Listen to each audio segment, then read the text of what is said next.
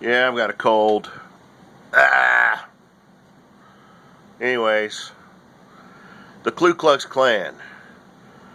Yeah, they're a hate group. Racist. They have chapters all over the United States of America. From what I understand, they all operate independently. And they do awful things. They racist. Of course, they consider themselves to be Christian conservatives. But anyways, my point is, it's a bad group, and they do bad things. That being said, they do have fundraisers. Collect toys for needy kids around the holidays. They'll help poor people that need cash. So they do these nice things, but then they also do these horrible things. And usually when something bad happens and one of their members gets arrested, pointed out in the news, the other charters will be like, well, that was a rogue event. They didn't have anything to do with us. It's not the way we run our chapter. We wouldn't support what he did or what that chapter did. They all run for cover, basically. And but then whenever there's a big march needed in Washington, D.C., or they have some big issues, then they all get together. And they'll come from all corners to show their solidarity, to show their support in numbers. So, when the shit hits the fan, they all run for cover and say, well, that's not me. That's not what we do. But then when it's time to prove a point or show some kind of power, then they're all hand in hand in their white hoods marching. Also, the Hells Angels, it's very similar in that they have charters all over the country, all over the world. Sometimes they're in the news, people get arrested, they get in trouble, and then the other charters go, hey, that's not what we do, that's not our thing, we don't support that activity. They scatter and, say that's not what we represent. But, then they have these biker rallies and they raise money to help people and the poor and the kids, and raise money for cancer research for children and all those sorts of things. They all get together and have these big biker rallies and, show support for each other. And I believe the U.S. Department of Justice considers the Hells Angels to be some sort of kind of like a mafia organization. But anyways, they do good things for the community and for people, but then they also have these bad things that are associated with their group and with the Hells Angels. Okay, so I'm getting to a point here. Now, all you Christians out there, I'm going to throw some names at you, some groups.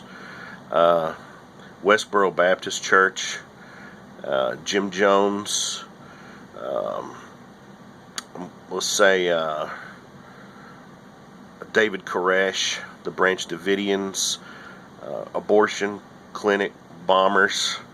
Okay, these are Christian people, Christian groups. Now I know what you're saying. You're a Christian. You're like, no. That's screwed up. That's not me. That's not my church. That's not my group. That's not my version of Christianity. That's not what I support. That's not what I believe.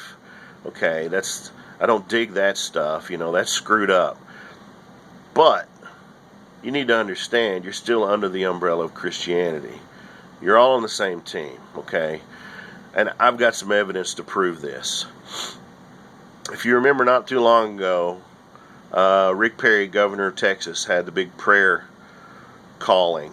They had in a big football stadium, and 50, 60, 70,000 people showed up. He said, let's get all the religious people together and have a day of prayer. Now, he didn't say, if you are a Baptist, come out. If you're a Presbyterian, come out. If you're Catholic, come out. As he said, if you are a believer, come. And they did, in masses, and they had their big day of prayer together. It didn't matter what church, what denomination. If you were a believer, come out and show your solidarity, and that's what happened. Now, understand, like I said before, Klan members consider themselves to be Christian conservatives. So, if you were at this prayer meeting, you might have been sitting right next to one of those guys. You don't even know it.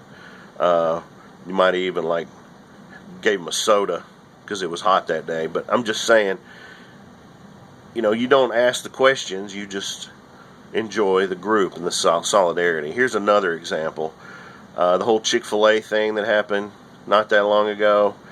It wasn't like, hey, if you're Baptist, come out and show your support for marriage for men and women only by buying chicken.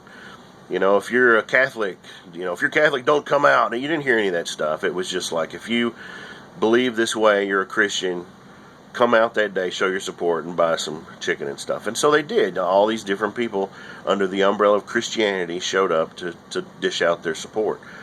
Another example is the last presidential election that we had. Mitt Romney, Mormon. When I was a Baptist, we were taught that the Mormons were not Christians, that it was a blasphemous, satanic twist on what Christianity really is, We were told that, we were taught that. Even anybody that was a Protestant Christian, it was like the Mormons, the Seventh-day Adventist, all those. Anyways, everybody decided, hey, let's just get on board. He's even Billy Graham took the notation off his website about Mormons not being Christians. Joel Osteen, when they interviewed him, he's like, oh well, he's who am I to judge? He loves Jesus, so trying to keep from splitting up the party to get as many people to come out and vote the same way because of Christianity, So when it comes down to it, in numbers, Christians are a group, Now,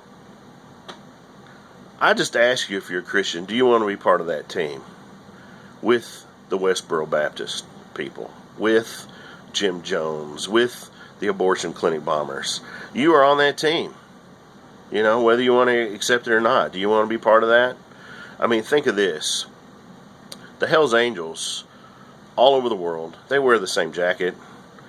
The Klan members, no matter what division they're in or where in the country they're at, they all wear the same white hoods.